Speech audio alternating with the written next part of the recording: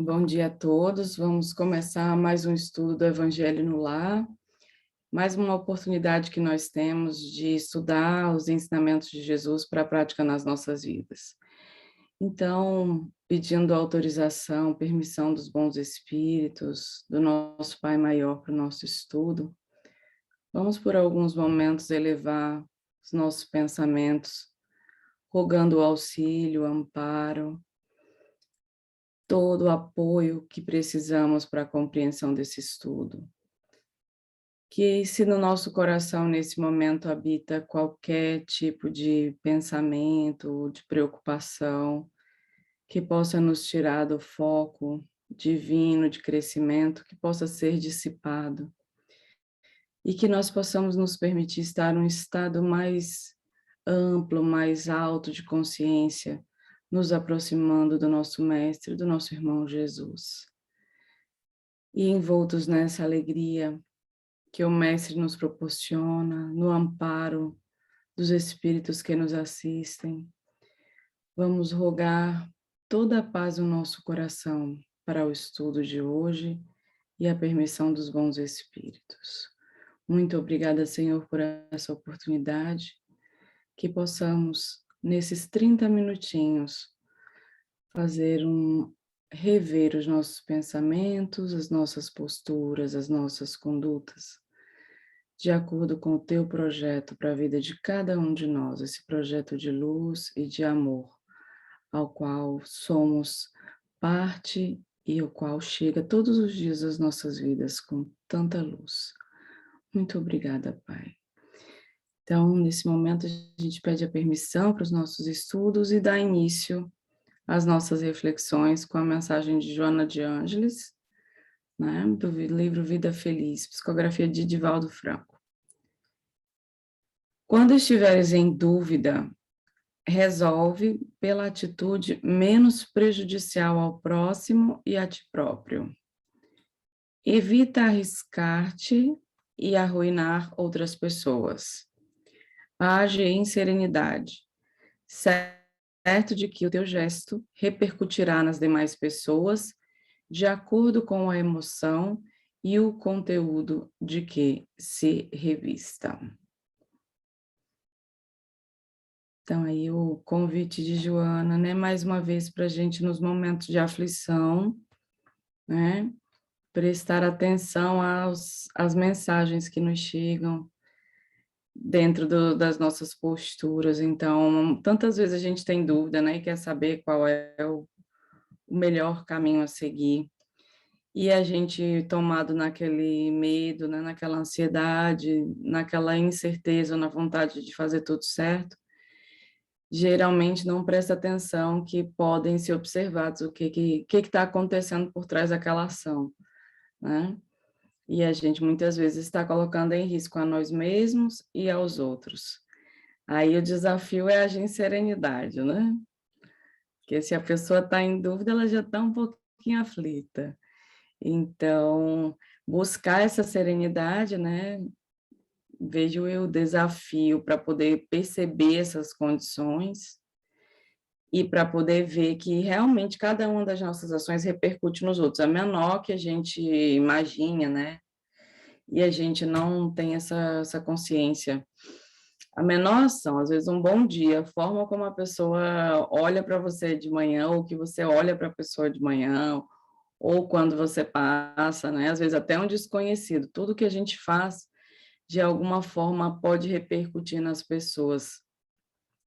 E isso, claro, que porque não só por fora, né, mas porque por dentro também tem esse conteúdo aí que Joana está falando. Então, tem uma energia ali que faz parte da ação. Então, que tenhamos essa serenidade, né? Para não nos colocarmos em risco.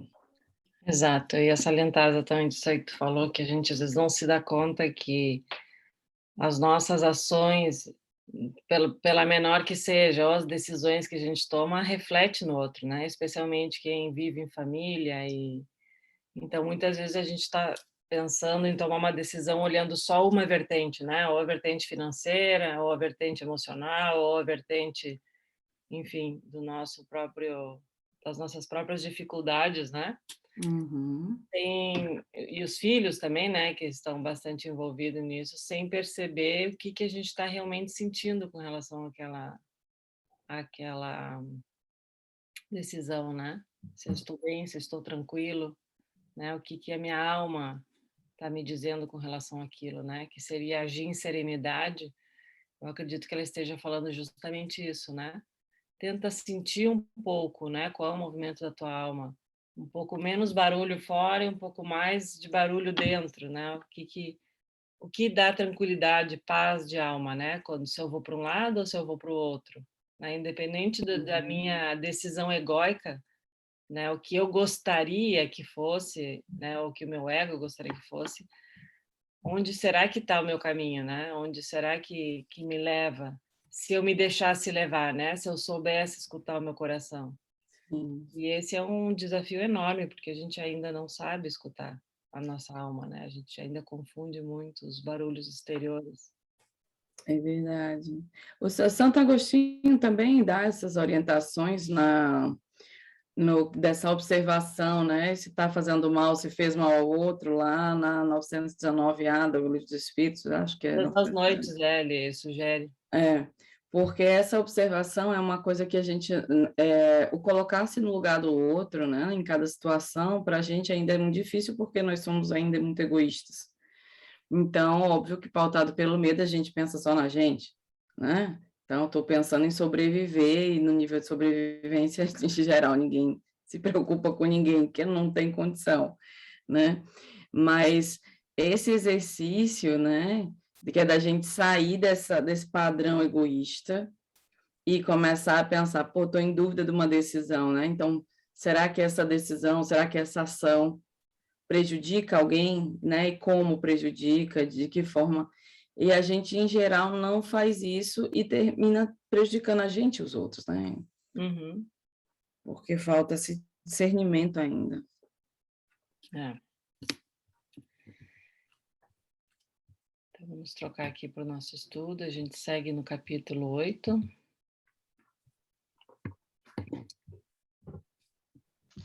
Então, para a leitura do Evangelho, a leitura de hoje diz, é a instrução dos Espíritos, né? Então, deixai vir a mim os pequeninos. João, o Evangelista, Paris, 1863. Disse o Cristo, deixai vir a mim as criancinhas. Essas palavras tão profundas em sua simplicidade não apelam apenas às crianças, mas àqueles que gravitam nos círculos inferiores, onde a desgraça ignora a esperança. Jesus chamava a si a infância espiritual da criatura formada, os fracos, os escravos, os viciosos. Ele nada podia ensinar à infância física, presa à matéria, submissa ao jugo dos instintos e ainda não integrada à ordem superior da razão e da vontade, exercida em torno dela e em seu benefício. Jesus queria que os homens vivessem a ele com confiança desses pequenos seres de passos vacilantes, cujo apelo conquistaria o coração das mulheres, que são todas mães. Ele submetia assim as almas à sua doce e misteriosa autoridade. Ele foi a flama que clareou as trevas, o clarim matinal que tocou a alvorada. Ele foi o iniciador do espiritismo que deve, por sua vez, chamar a si, não as criancinhas, mas os homens de boa vontade. A ação viril está iniciada, não se trata de acreditar instintivamente e de obedecer automaticamente. É preciso que o homem siga a lei inteligente que lhe revela a sua universalidade. Meus bens amados, chegou o tempo no qual os erros explicados se transformarão em verdades.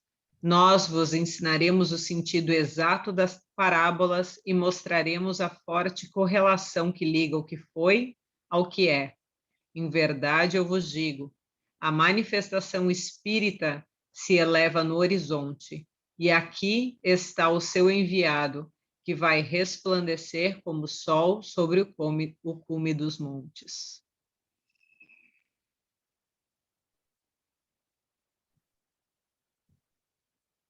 Volta um pouquinho para cima, Má, por favor. Teve uma frase ali que diz sobre a autoridade, que eu achei muito linda, que ele diz sobre Jesus, né? Que ele submetia, assim, as almas à sua doce e misteriosa autoridade. Né? E a gente muito confunde, né, a autoridade com uma outra palavra, Autoritarismo? autoritarismo, com agressividade, né? E muitas vezes não é a primeira vez que vem essa palavra dizendo, né, ser autoritário, manter, colocar a sua autoridade com amor, né? Ou seja, e aqui ele fala de novo dessa doce autoridade. Então é ser firme com limites, mas com amor, né? Entendendo, dando, mas ao mesmo tempo mostrando, né, que a pessoa precisa crescer e vai passar pelo seu próprio caminho, né? Mas sabendo que tem sempre o seu limite. E eu gosto muito dizendo, né, a ação viril está iniciada, não se trata de acreditar instintivamente e de obedecer automaticamente. É preciso que o homem siga a lei inteligente, que lhe revela a sua universalidade. E é o que o Espiritismo vem nos propor, né? Realmente, essa lei inteligente, né, é colocar o racional em cima a isso e em cima a todas as coisas, né, que até hoje nos foram ditas, passadas, e questionar, né, usar isso realmente para... Por isso que nós somos seres inteligentes, né? E isso aqui que ele diz que realmente somos nós, né? Ele só pede, Jesus queria que os homens viessem a ele com a confiança desses pequenos seres de passos vacilantes, que são as crianças, né? Que é onde ele faz a figuração com a criança, cujo apelo conquistaria o coração das mulheres, que são todas as mães. E é só isso que ele pede, né? Que a gente vá até ele, ainda que vacilante, né? Que a gente tenha pelo menos ouvidos e olhos para ver e o coração aberto, né? Para que a gente consiga ir se conectando a momentaneamente agora encarnado a essas parábolas, tentando entender e aplicando na vida as parábolas, né? Para que quando chegue o momento a gente realmente consiga entender profundamente, né, o grande significado de todas elas. E são muito profundas, né, as parábolas. Você imagina que tem um livro de Joana, se eu não me engano é o 15, lá das obras psicológicas, que ele fala todo, né, da parábola do filho pródigo, ele é todo em cima de uma parábola. E imagina, um ensinamento psicológico inteiro, né, dentro de uma parábola, se eu não me engano, deixa eu ver se eu lembro aqui qual é o nome do livro, Olhando. Lembro já e digo a vocês que eu não estou lembrando agora. Mas esse processo, né, veja o quanto a gente ainda é ignorante. E a gente lê um livro desse, por exemplo, de Joana de Ângeles, em que ela analisa a parábola no livro todinho, e ela te explica a verdade daquela parábola, né, o que aquela parábola te quer ensinar, e você pode ler mais umas 10 vezes que você não vai ter entendido. Né? Então, assim, isso para falar dessa infância psicológica que o Evangelho tenta trazer aí, né? Ele não considerar só a infância material, como ele diz aí, que Jesus não teria nada a acrescentar dentro daquele progresso biológico ali. Imagina, o que uma criança ia entender ali dos ensinamentos de Jesus, né? Mas falar também dessas almas infantis que precisam de ajuda, né? Que somos nós. Então, nós estamos num estado de adoecimento, nós estamos num estado de ignorância, em que a gente precisa ser um pouco essa criança aberta a aprender a reconhecer essa infantilidade, né, interior, maturidade, essa falta, ausência de maturidade, para poder se desenvolver. E isso, né, sem acreditar piamente, como a gente viu ali, que é um pouco do que a gente estuda, né, nos estudos de despertar consciencial, de autoconhecimento, todos esses estudos que nos voltam para nós mesmos, quando a gente tem aquele cuidado de dizer, né, não acredita em tudo que você lê, experimenta, tenta ver o sentido dessas palavras dentro, porque é dentro que se processa a transformação para o crescimento, que todos nós, ou a gente reconhece que a gente ainda está nessa infância espiritual, né? Ou o que Jesus tem a nos ensinar. Não é? Então, assim, vejamos Jesus como o irmão maior, não é? Ele é o irmão mais maduro. Se ele é o irmão mais maduro, o irmão que tem a consciência, a capacidade de ensinar, nós somos o quê? As criancinhas, né? Bem dodóizinhas. Então, o Espiritismo, ele fica tentando, né, nos ajudar a sair da inconsciência, né, de todas essas explicações da igreja e tal, em que se desconsiderava o sentido profundo das palavras de Jesus. E nessa parte ele tenta dar essa noção espiritual dessa infância que nós ainda vivemos, né? E que essa infância, você vê que ela começa a despertar a partir de Jesus, porque Jesus vem trazer ali a lei do amor, né? As leis morais, vamos dizer assim. Então, a partir dali, a humanidade ela começa a tentar sair do berçário, né? Para poder ter alguma luz.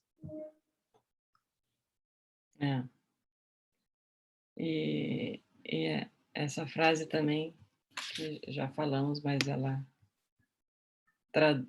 resume, né? Isso tudo que a gente está falando, que não se trata de acreditar e obedecer automaticamente, né? A gente precisa realmente desenvolver isso. E para que a gente possa desenvolver todas essas verdades, né, como a gente chama aqui, todos os nossos sentimentos mais puros, existe um caminho, né, para nós, não é uma coisa automática, porque a nossa alma ainda não é desse todo puro, né? Então, ele realmente pede, não é que a gente tenha uma fé cega, né? Mas que a gente vá contemplando essas diferentes coisas que nós lemos aqui e vá tentando ver se isso faz sentido, desenvolver. Por que a gente fala que tu pode ler o Evangelho 50 vezes ou muito mais durante a tua vida e tu vai continuar aprendendo? Porque a gente não consegue nem chegar muitas vezes na explicação. Passa tão batido que a gente lê como se fosse uma frase simples e provavelmente é uma frase que a gente não conseguiu nem entrar ainda em raciocinar, né? Em não fazer aquela coisa automática, não matar, não, né? Sim, aqueles 10 mandamentos, né? Que seria o básico, digamos. É fácil a gente ler e dizer, claro, sim, amigo, coloque isso na sua vida todos os dias, todos os minutos, né? É muito mais complexo que aquilo, não matar, não roubar, não cobiçar, né? É não ter realmente essas declinações, né? E isso nós ainda temos.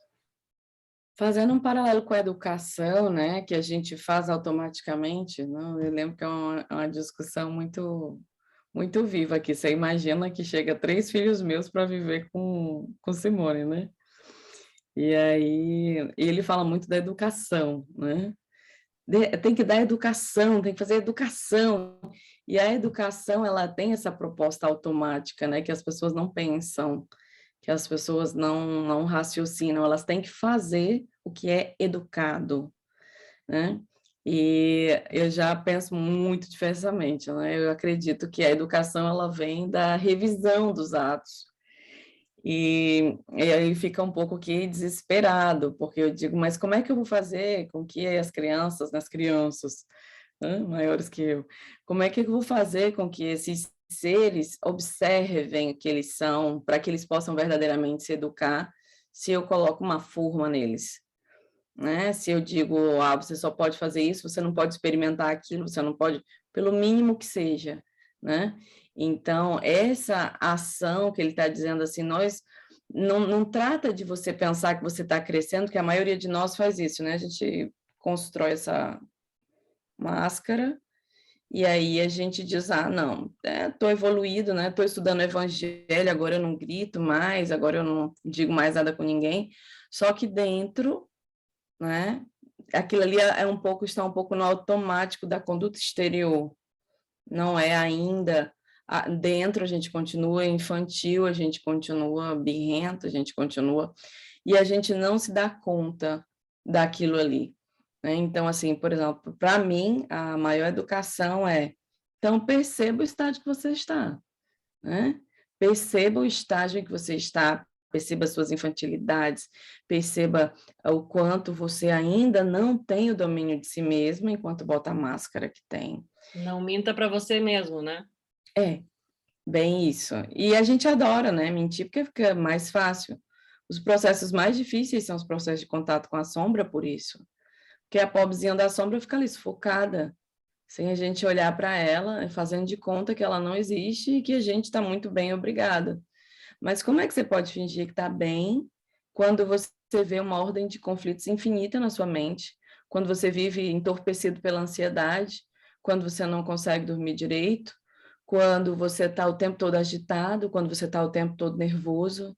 Então, assim, que raio de ignorância é essa que nos toma, que a gente não presta atenção que isso é consequência do que está acontecendo dentro, né? Então, somos ou não somos crianças, né?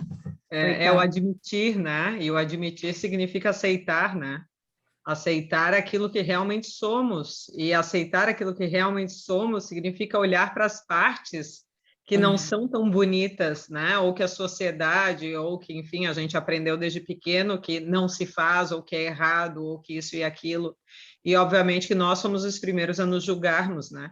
E aí a gente vai apontar o outro, porque ele não gosta que eu faça isso, ou ele me julga assim, enquanto, na verdade, né, somos nós os primeiros a levantar essa bandeira inconscientemente, né? Yeah. E essa questão realmente do pensar, do racional e do te faz também trazer a responsabilidade para si, né? Porque no momento que tu és verdadeiramente inteligente no sentido da palavra, do todo, da moralidade, do realmente querer se conhecer. E o que eu digo a inteligência aqui não é a inteligência, né, que dizem do saber ler, escrever, matemática, física, que não tem nada a ver. Sim, sim. É realmente essa inteligência divina que Deus colocou em todos nós, né? Porque nós somos partes dele e ele está dentro de nós. E encontrarmos com esta inteligência do nosso eu supremo, do nosso eu maior, significa olharmos também para quem nós somos. E isso realmente é o desafio maior. Né? Então, essa autodescoberta, né? Esse autoconhecimento que a gente sempre diz que o evangelho é a maior fonte do autoconhecimento, se nós tivermos a coragem de aplicarmos ele para nós, né? Ou seja, ao invés de ficarmos olhando, porque ele, porque ela, porque isso, porque aquilo, minha mãe, meu pai, minha avó, meu vizinho, enquanto, na verdade, é autorresponsabilização, é olhar-se dentro e dizer aonde eu me encontro aqui, né? E é como tu disseste, é realmente o reconhecer-se ainda, essa criança, né? O reconhecer-se, é o admitir-se, é o aceitar-se. Sim. E realmente fazendo um paralelo um pouco com a mensagem de antes da Joana, com isso que a gente estava falando, né? Imagina que aquela condição, Jesus vem ao mundo para nos ensinar só tem uma lei, né? Amar a Deus sobre todas as coisas e ao próximo como a ti mesmo, né? Ele resume todas as leis em uma só, que tem um pouco a ver com aquela mensagem de Joana, lá do começo, e que tem tanto a ver com a nossa infância psicológica, né? Nossa infância espiritual, melhor dizendo, do que psicológica, a nossa infância espiritual, que a gente não consegue, a gente faz mal aos outros. Então, assim, imagina no nosso dia a dia, né? Quantas pessoas a gente não tem reservas, né? No sentido de não gostar, quantas pessoas próximas e importantes na nossa vida, ou que fazem, ou que fizeram parte, que são fundamentais na nossa história, a gente ainda alimenta raiva, a gente ainda alimenta rancor. Então, veja, isso é uma infância espiritual, né? Desses seres que não... Inclusive pessoas que já foram, né? Que já desencarnaram. Sim. E que nós continuamos com esse rancor, ódio, enfim. Que é essa infância, essa criança ferida dentro, né?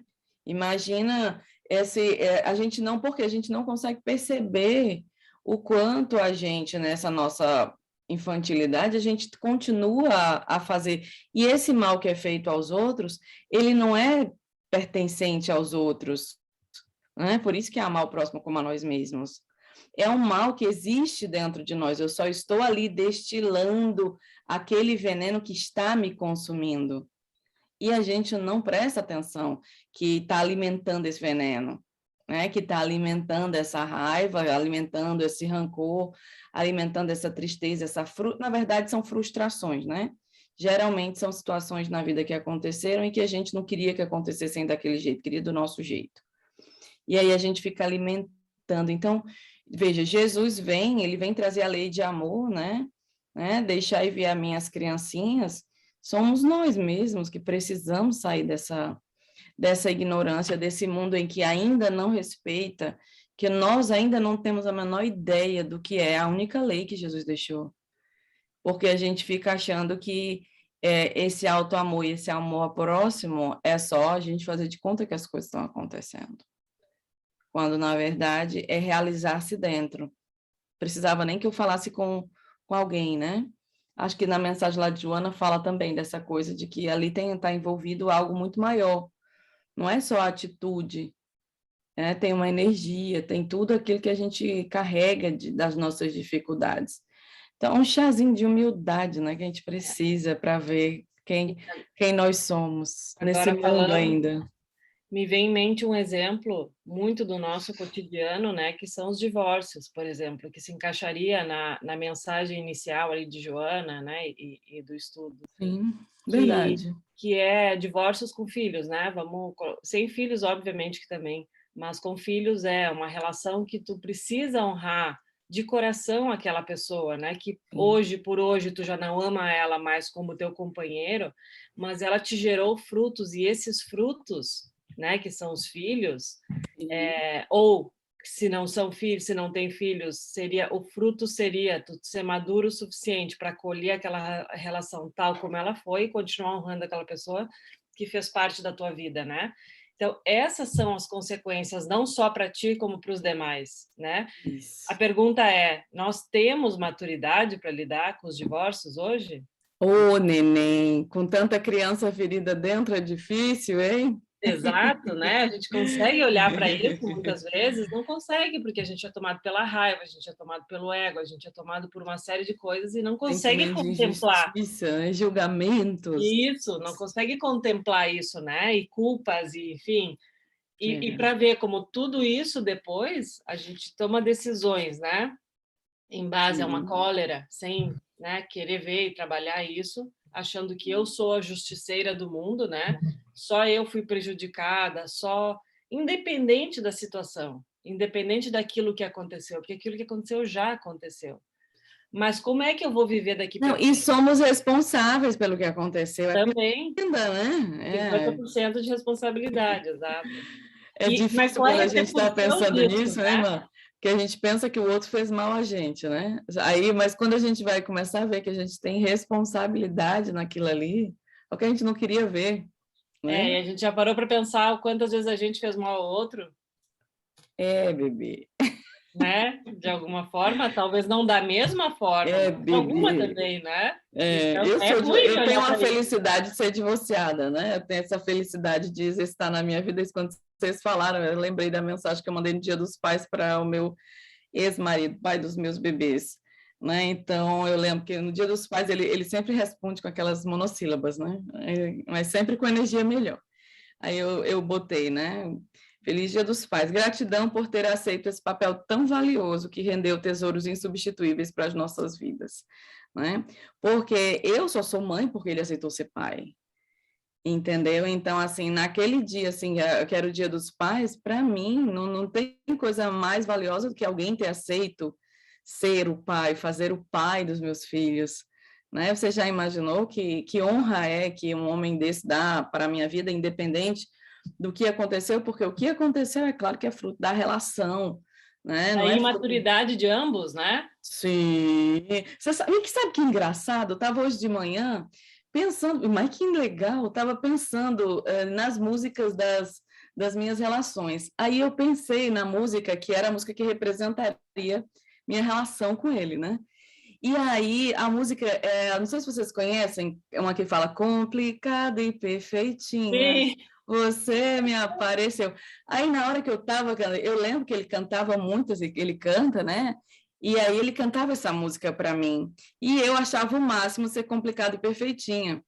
Aí foi na hora que caiu a danada da ficha, né? E eu digo, caramba, o Caba se apaixonou por mim porque eu era complicada e perfeitinha. Depois eu fiquei tentando ser só perfeitinha. É claro que ele não me aguentou mais. Né? Porque aí eu fiquei lembrando do peso, né, de tentar fazer tudo certo, de tentar comandar tudo. Hoje a Simone olha para mim e ele diz, e tu tá melhor agora, né? Eu digo, e tanto, ele diz, coitado do seu ex-marido. E eu digo, tu não imagina quanto, né? Então, mas é claro que ali a gente não vê, né? Porque você só vê você como autoridade, você que tentando fazer o certo e o outro é errado, o outro não sabe de nada, o outro é um irresponsável, o outro e você naquele papel sufocante. Aí quando eu lembrei da música, eu digo, caramba, acabei o casamento só porque abandonei a complicada, que droga, né? Devia ter ficado com a complicada até o fim. Mas não, né? Não aceitei. Agora não, agora eu posso ser complicada de novo, né? Porque a gente aceitar um pouco dessa parte que tem enquanto descomplica. Senão, fica complicado, né? Para os outros, só a máscara pesa muito. Para mim, tudo pesa para mim e tudo pesa para o outro, né? E aquela frase que a gente escuta muito é assim, né? Não, eu não vou me divorciar por causa dos meus filhos, né? Gente, não se trata nunca sobre o que eu vou fazer, é como eu vou fazer. Entende? Porque um divórcio com imaturidade, raiva, é uma coisa. Um divórcio com um pouco mais de maturidade, um pouco de vontade de fazer as coisas através do bem, olhando para todos que estão ao redor, né? Inclusive para mim, para o outro, para os filhos, é uma outra coisa, né? Não é que a gente está estimulando nenhuma coisa nem outra, o que a gente está dizendo é tudo na vida é como a gente faz. Sim. Eu posso me impor, mas eu não preciso insultar o outro, né? Eu posso falar a minha verdade de uma forma com segurança, que eu não preciso gritar. E isso toma tempo, isso não é uma coisa fácil, né? É chegar a ser como Jesus, autoritário, mas com amor e no seu modo doce, né? Com autoridade. Não é? É verdade, a gente chega lá um dia. Exato, a gente Estamos trabalhando, né? Estamos estudando um pouquinho, vai, daqui umas... Enquanto isso, a gente segue estudando. Porque o importante é o que a gente está realizando hoje, né? Então, vamos supor que hoje a gente consiga ter uma noção das nossas escolhas e o quanto elas influenciam na vida dos outros, né? E nas nossas. E que a gente possa ir ampliando essa consciência, essa autorresponsabilidade, né? Jesus, ele convida sempre a autorresponsabilidade. Por isso que ele não curava, né, se a pessoa não tivesse verdadeiramente aberta para a cura, vamos supor, porque, na verdade, a cura não partia dele, a cura partia da pessoa, né? Então, imagina que a gente muitas vezes não está aberto para essa cura, porque não está aberto às verdades, à nossa consciência do que a gente realmente está vivendo. Por isso que os processos de autoconhecimento verdadeiros, né, poucas pessoas conseguem fazer, porque você tem que se desnudar, né, diante de você mesmo, para que você possa assumir suas chagas, assumir todas as feridas que você traz, para você finalmente, olhando para essas feridas, começar a cuidar. Imagina uma pessoa tomada mesmo assim por tudo, cheia de feridas, né? A nossa alma, ela é assim. E a gente, né, no lugar de cuidar dessas feridas, coloca uma mega casca por cima que não mostre nada, né? Tudo linda, tudo perfeito, tudo comportado, sem olhar para as feridas que estão dentro. E essas feridas, sem serem olhadas, elas continuam a ferir, não é? Imagina, você não está vendo, você botou toda uma carcaça por fora para cobrir, mas cada pessoa que encosta em você te fere. Você está altamente vulnerável, você está altamente sensível. E como é que você vai curar uma ferida? É que nem uma doença. Enquanto você não olha que você tem aquela doença, como é que você cura? né? Então, cabe a cada um de nós esse olhar profundo para as chagas que nós portamos, esse olhar verdadeiro de parar de fazer de conta e de aceitar que todas as nossas instabilidades são, sim, frutos de uma imaturidade que temos e que precisamos trabalhar. Só isso, né? Que também não é para a gente começar a se desesperar. É o aceitar, como dizia Mar, aceita que dói menos. E trabalhar, né? Aceitemos e trabalhemos. Que é tão gostosinho. Minha frase, devo, não nego e pago quando puder. Não, mas quando a gente tem consciência, a gente já está pagando. E isso que tu estavas falando, né, Mi? Como é importante também reconhecermos, né, os nossos avanços, que às vezes, óbvio, né? Eu digo por mim, que tem a máscara da querer ser perfeitinha, fazer tudo certinho o tempo inteiro, e realmente reconhecer, né, os passinhos de formiga, porque realmente é impossível a gente mudar de um dia para o outro. E eu estou começando a aceitar que dói menos, que nessa encarnação eu não vou ser perfeita. Aliás, né, vai demorar muitas e muitas e muitas e muitas. Mas realmente começar a aceitar que cada passinho é uma vitória, né, e reconhecer cada um desses passinhos como uma vitória e celebrar isso. E eu tenho muita dificuldade de celebrar, porque, obviamente, eu me julgo muito, né? Tenho todas essas coisas que todos nós temos, né? Enfim, mas estou aprendendo e como é valioso isso, né? Mas deixa eu te fazer uma pergunta difícil. Jesus é perfeito? É, né? É? Não, não é. Não é. É ou não é? Como diz a minha filha, Deus é perfeito. Jesus é um cara extremamente, não posso falar a palavra, né, parolate, como diz, mas é um cara extremamente... Consegui escutar a parolate, menina. Consegui escutar a parolate sem você falar. Exato. Do evangelho, melhor não. Mas tanto que ele mesmo, né, caiu, eu me lembro muito dessa passagem do inferno, do deserto, né, onde ele foi tentado várias vezes e ele, né, teve que ali, com unhas e dentes, né, realmente se colocar, se reequilibrar e dizer, não, afasta de mim esse cálice, né, ou seja, eu sei aquilo que tu queres fazer, mas eu estou aqui e vou fundo do meu... E depende da visão de perfeição, né? Eu perguntei porque você disse, ainda não sou perfeitinha, ainda é com a vontade de ser, né? Só que eu não sei o que é a perfeição. Né? Porque a minha resposta era, para mim para o meu nível hoje é. Não, mas depende do que a gente... Porque assim, vamos considerar, Jesus, ele é um espírito que foi criado perfeito? Não, ele passou por tudo que a gente passou, muito mais, nós não sabemos. Mas por isso ele fala, né, que nós somos... que ele está dentro de nós, por quê? Porque ele já esteve onde estamos. E ele falou, então, se eu conseguir, todos conseguem, né? E vocês podem fazer tudo o que eu faço e muito mais, né? Ele diz, mas é isso que eu estou te fazendo refletir. Então, qual é a nossa visão de perfeição? Porque se Jesus já viveu todas as dificuldades, ok, não vamos calcular quanto tempo faz que ele viveu as dificuldades, né? É para a gente não ficar com preguiça de ficar vivendo. Mas na hora que você está pensando, então a sombra de Jesus existe, ele também passou desafios, ele também passou pelo processo de crescimento, como ele não é um ser criado perfeito, ele é um ser que se dispôs ao crescimento. E que ele mesmo disse, né, que ele não é que ele está lá no top, né? Ele disse, ainda tô aqui no processo. Por que a gente pode fazer mais que ele?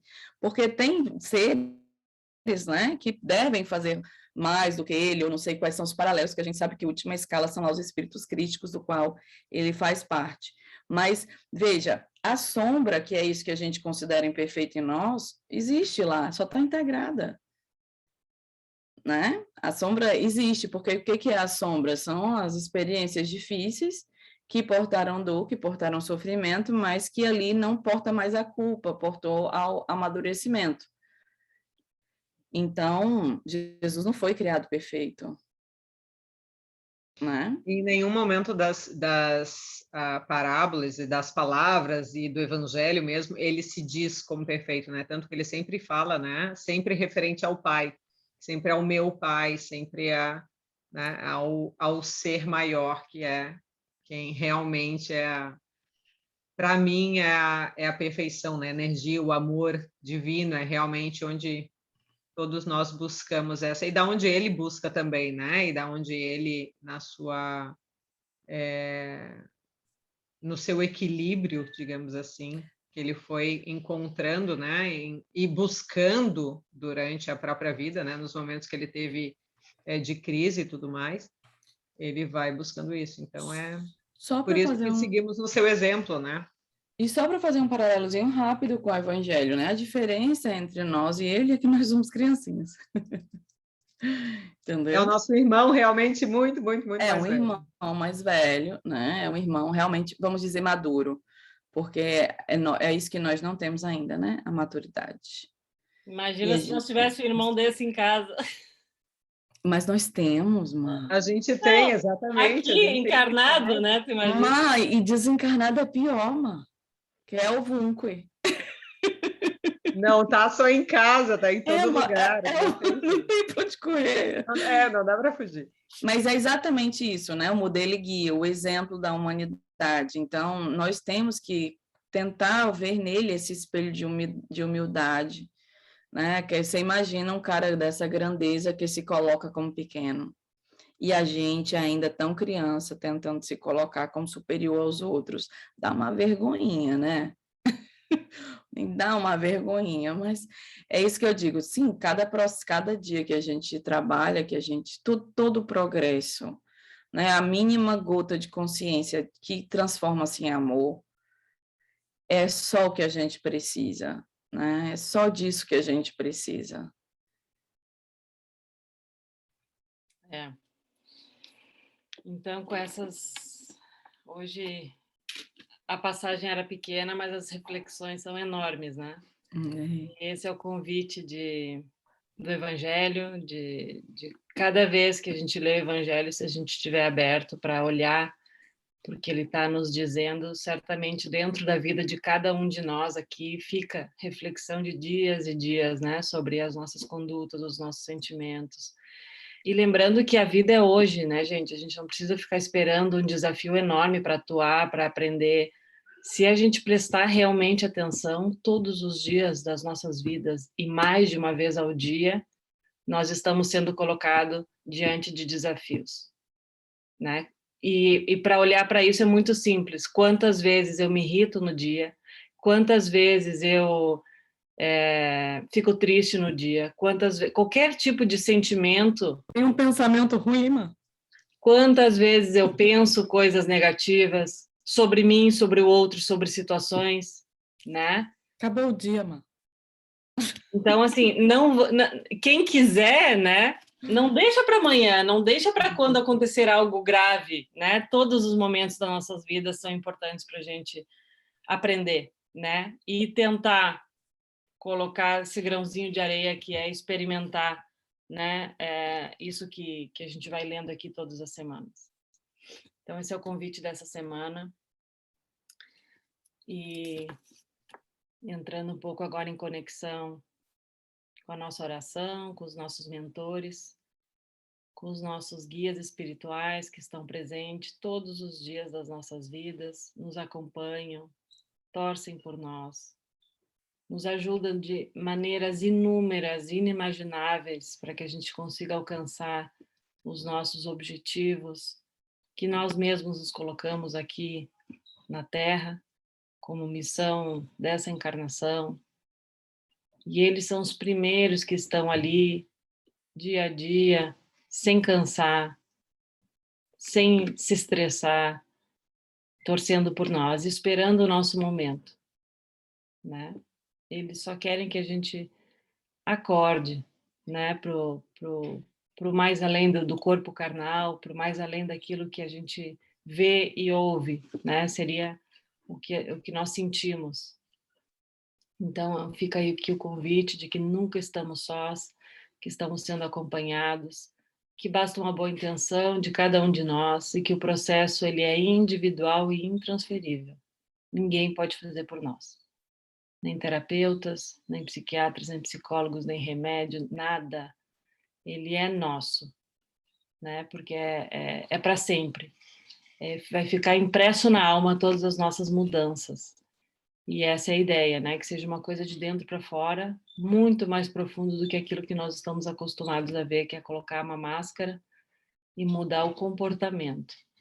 O que nós temos que começar a perceber agora é a mudança de sentimento, né? Que seria amadurecimento, né? O amadurecimento da alma. Então, desejamos a todos que esse desejo genuíno se implante no coração de cada um de nós como uma semente que vá crescendo e florescendo. Basta que a gente consiga regar elas com água justa, sem pressa e sem pausa. Então, agradecida pelo estudo de hoje, e se Deus quiser, semana que vem estamos aqui para mais um estudo. Obrigada a todos. Assim seja. Boa semana.